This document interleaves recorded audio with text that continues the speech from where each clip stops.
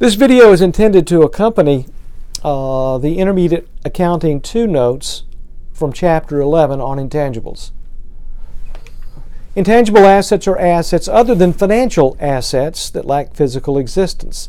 They include patents, copyrights, trademarks, trade names, franchise licenses, government licenses, and goodwill.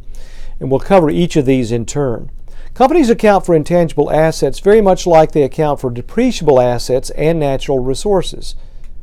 The cost of intangible assets that have determinate life, that is, one that can be determined or reasonably estimated, is systematically allocated to expense during the asset's useful life or its legal life, whichever is shorter. The process of allocating the cost of intangible assets to expense is called amortization, and companies almost always use the straight line method to amortize intangible assets. Amortization is to intangible assets what depreciation is to tangible assets such as buildings and equipment. Patents provide exclusive rights to use a particular manufacturing process or to produce or sell a particular product. You can't patent an idea, by the way. It has to be more than that. When a patent is purchased from another company, the cost of the patent is the purchase price, so that becomes the recorded cost. If a company, though, invents a new product and receives a patent for it, in other words, it develops that patent, the cost includes only registration, documentation, and legal fees associated with registering the patent and defending it against unlawful use by others. Research and development costs, which are spent to improve existing products or to create new ones, are never included in the cost of a patent. R&D expenditures are recorded as expense when they are incurred because of the uncertainty surrounding the benefits they will provide.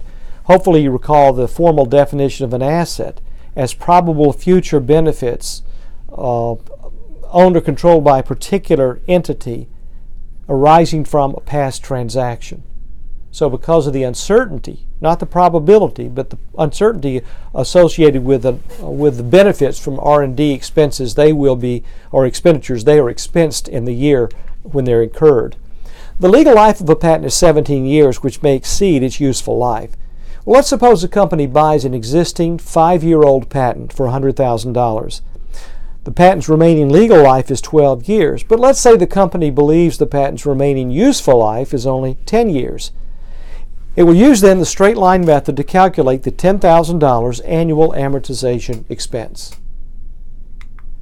One way to record amortization expense is to debit amortization expense, in this case for $10,000, accumulated amortization-patent for $10,000. This is very similar, as you'll recall, from the way that we would record depreciation on a tangible fixed asset. Instead of using a contra-asset account to record accumulated amortization, though, many companies decrease the balance of the intangible asset directly. In those cases, then, amortization expense of $10,000 is recorded by debiting amortization expense for $10,000 and then simply crediting the intangible account, the patent account in this case, for $10,000.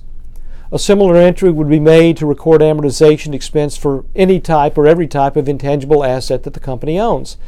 The entry would include a debit to amortization expense and then a credit to either accumulated amortization or the intangible asset account, depending on what the company chooses, how it chooses to account for that expense.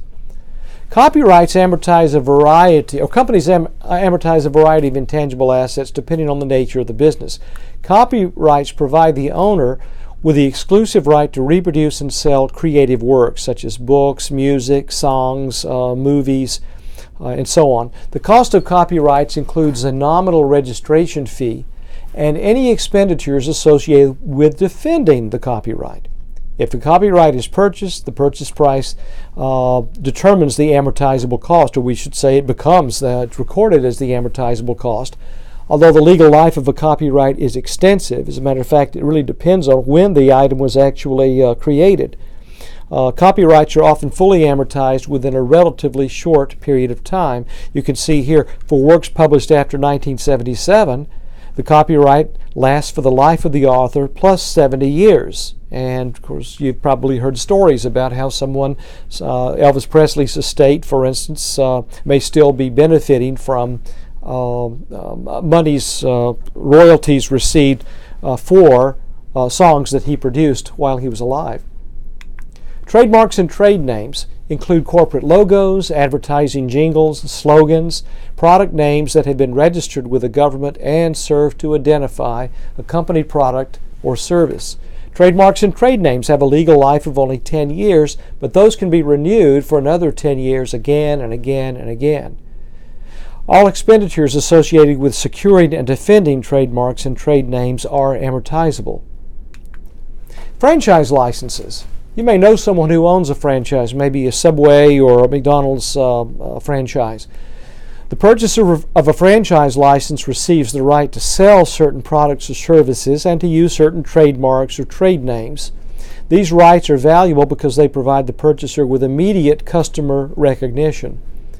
Many fast food restaurants, hotels, gas stations, car dealerships are owned by individuals locally who have in fact paid a company for a franchise license. The cost of a franchise license is amortized over the shorter of its useful life or its contractual life. Government licenses. The purchaser of a government license receives the right to engage in regulated business activities. For example, government licenses are required to broadcast on specific frequencies, for instance for radio or television stations, to transport certain materials, such as to have a license to be able to transport petroleum or toxic gases or something like that, and of course to be able to sell certain items like a firearms license. The cost of government licenses is amortizable in the same way as franchise licenses. Goodwill is an interesting, maybe the most interesting of these intangible assets. Goodwill, most people think of it as the reputation or the recognition that a company might have in a given community, but it actually has a more specific meaning in accounting. Goodwill equals the amount paid to acquire a company in excess of the fair market value of the net assets that the buyer acquires.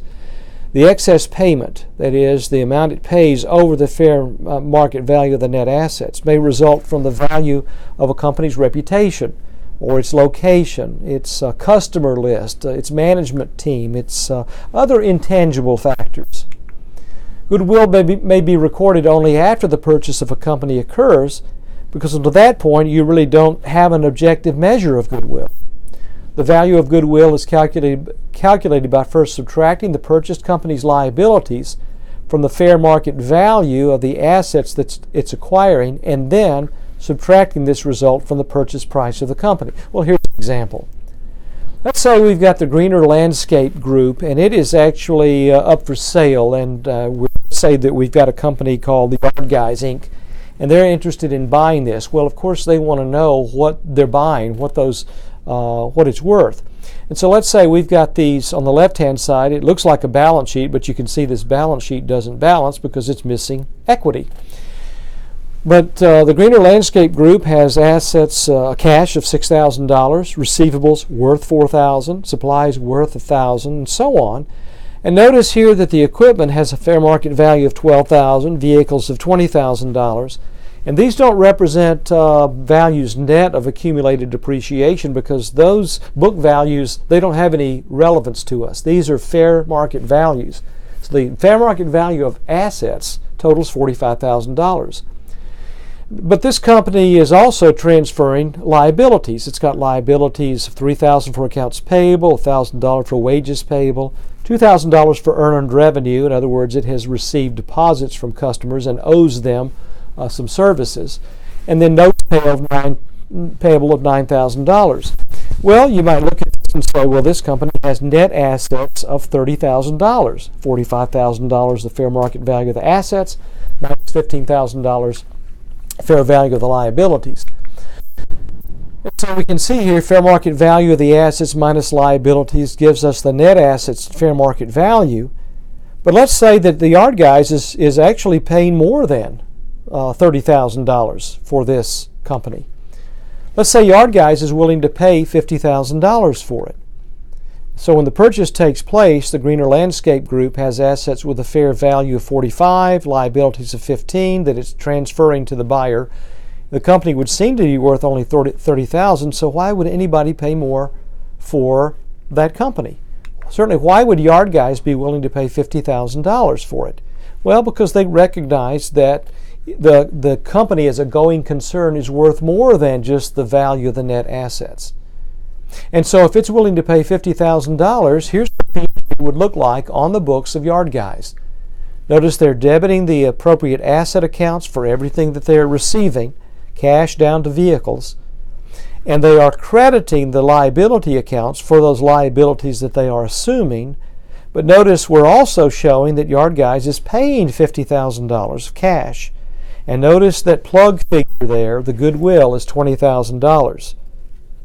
And so that's where we record the excess of the cost of this business over the fair value of the net assets of the business. Goodwill is an asset with an indefinite or indeterminate life and therefore is not amortized. However, like really virtually any intangible asset, we would need to test it for any impairment losses periodically. Tests for impairment loss should be made whenever circumstances indicate that an intangible asset's carrying amount may not be recoverable. In other words, that it actually is worth less than the recorded value of that asset. That comparison, that examination needs to be made at least annually. Examples of instances are when there's a significant decrease in an asset's market value or market price. Significant adverse change in the asset's manner of use. In other words, its value before was determined by one use, but now you can't use it for that, and using it for something else it doesn't have the same value. Significant adverse change in legal factors or the business climate that could affect the asset's value. You might have a business that produces fireworks, and then fireworks have been outlawed or will be outlawed in the coming year or two. So you have to then realize these assets can't be used for that purpose. Excessive cost incurred to acquire or construct the asset. In other words, maybe you had intended to use, maybe installation of something, or transport is going to be more expensive than you thought. Anyway, any number of uses or reasons there. Historical and projected operating or cash flows are less than what you had expected. The asset is more than 50% likely to be sold or otherwise disposed of significantly before the end of its previously estimated useful life. So these things all might result in an asset value being impaired. And if that's the case, you would record a loss associated with that. This would involve a debit to an impairment loss account and a credit to the related asset account. The new carrying amount of the intangible asset is its former carrying amount less that impairment loss. So this means you should adjust the amortization of that asset to factor in or take into consideration its now reduced carrying amount. It may also be necessary to adjust the remaining useful life of the asset if there is one, based on, in other words, the salvage value, based on the information obtained during the testing process. And finally, you cannot reverse a previously recognized impairment loss. Now, this is typically a difference between GAAP and the IFRS, is that under GAAP, when you have write-downs of inventory, you may recall, you cannot write those back up with at least beyond the original cost. In the case of IFRS, you can do that. Anyway, that concludes this coverage. I hope you enjoy it.